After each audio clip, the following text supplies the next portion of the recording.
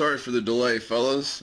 Since I've waited so long to do the Game of the Week previews, we're going to do a preview and review together. So, here we go. First game, Dallas versus Carolina. Justin Seton tries to reestablish himself in the league after an abysmal season last year that fetched him the #2 pick in the league. An offense led by DeMarco Murray with 3 exceptional tight ends, and Gronk, Jimmy Graham, and Jason Witten are going to look to get it done against the Carolina Panthers with a little help from the #2 overall pick, Justice Jones, on the defensive side of the ball, filling a huge spot in that front 7. Carolina's James Stanfield looks to put a stop to Justin's comeback with Dwayne Jones, Greg Olsen, and a great linebacker core led by Beeson, James Anderson, and Thomas Davis. Not too shabby secondary with Chris Gamble and Charles Godfrey back there. Should be a great matchup. Looks like actually it stayed identical the whole game except for that first quarter. Looks like Justin took a little while to get his feet under him. James got up 14-7, and then they matched each other the rest of the game, scoring 7-7 in the second, 14-14 in the third, and 3-3 in the fourth. James was able to edge him out 38-31 by just scoring a few more points than him in the first quarter. Great game, fellas. Alright, our second game here features another team who's trying to reestablish himself in the league after a rough season last year. The Giants bringing a nasty defense to this game. Defensive line looks stout with JPP, Justin Tuck, and Corey Peters, and Barry Cofield in the middle. Curtis Lofton backing him up in the linebacker core, with a couple fierce headhunters in the secondary with Roll and Chung. Man, better hold on to that ball tight, Shady McCoy. Philadelphia doesn't bring too shabby of a defense either, with a strong secondary and Nnamdi and DRC, with Nate Allen backing them up, and excellent front 7 with newly acquired linebacker Jonathan Vilma and Kyle Williams to add to the speed of Michael Kendricks and the tenacity of that Trent Cole and Terrell Suggs bring to the defense. Should be a great game if that 89 throw power quarterback can get the ball to D-Jax and Macklin. I say Philadelphia should take this one. But to my surprise, looks like the Giants run the hell out of the ball. 179 yards on the ground and only 87 yards passing.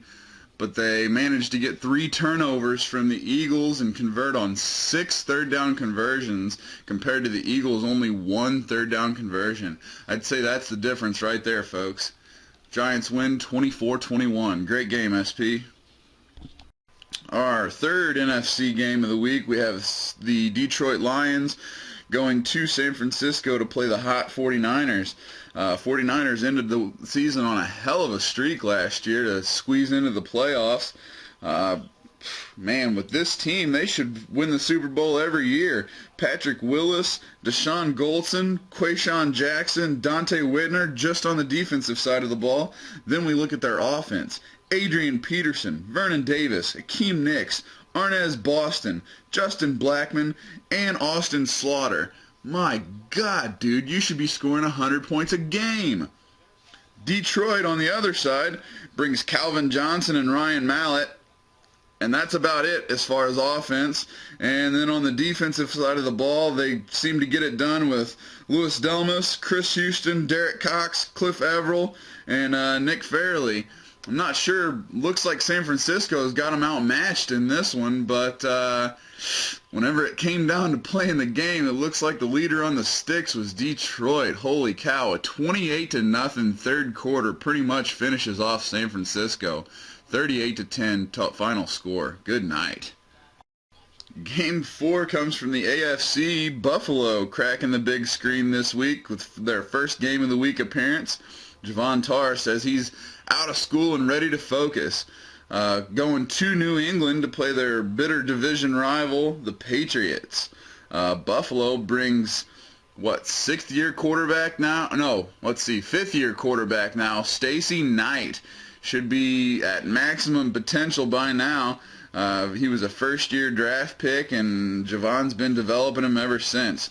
They also bring Salim Johnson, great running back, Jordy Nelson, Jacoby Ford, and Steve Smith for the offensive side of the ball. And then on defense, we're looking at Super Mario Williams, Marcel Darius, terrible linebackers with the slight exception for Perry Riley, and a good secondary led by Eric Berry and Jarris Bird. New England Patriots, not bringing too shabby of a team themselves, with Colin Kaepernick, Miles Austin, and Aaron Hernandez on the offensive side of the ball, with unfortunately a slowing Reggie Bush and a declining Mario Manningham. But on the defensive side of the ball, they've got a solid front seven led by D'Amico Ryans and Gerard Mayo, with an excellent secondary featuring Joe Hayden, Aqib Talib, Barry Church, and Brendan Sanders. A couple headhunters there.